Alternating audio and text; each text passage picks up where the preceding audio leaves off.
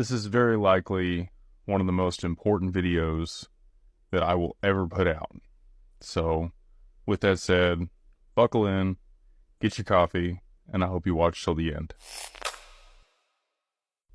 So what I'm going to talk about today is what I call the domino theory.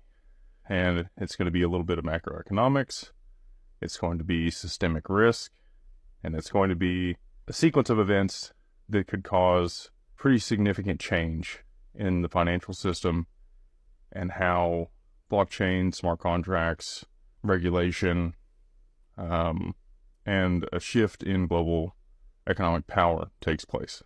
So the main components of this, I'm going to talk about each domino and their implications in the change in the pattern that would have to play out. And again, this is a theory, but I think it's likely, otherwise I wouldn't be putting the video out. So we'll see. And stick around to the end because I think a lot of people are going to be happy with how this ends. Scary in the middle though. So this is going to start with Japan, and then we're going to talk about US Treasuries, and then we're going to talk about Tether, and then we're going to talk about Bitcoin, and then we're going to talk about the US stock market and how this sequence of events could cause a significant downturn in US stocks and the broader economy.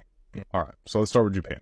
This year, Japan is poised for pretty significant upside in their stock market. The Nikkei is almost back to its all-time high.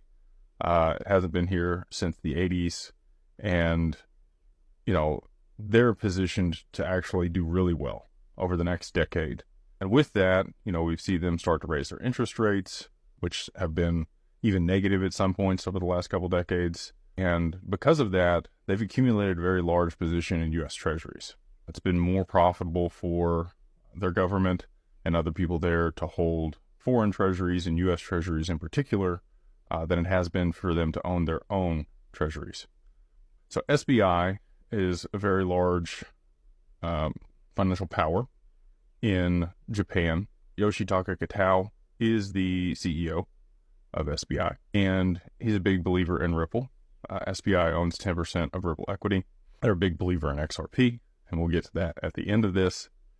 They are also very progressive there in Japan, and they're working to issue a CBDC this year. They are likely going to be the first G7 nation to issue a CBDC. They're in the pilot phase of their launch of that, and the other G7 nations are still a bit behind. So it's likely that they will launch a CBDC, and with that, it may incentivize their people and their government and the banks to hold bonds associated with that may yield even higher than US Treasuries. And because they are the number one holder globally, aside from the US itself,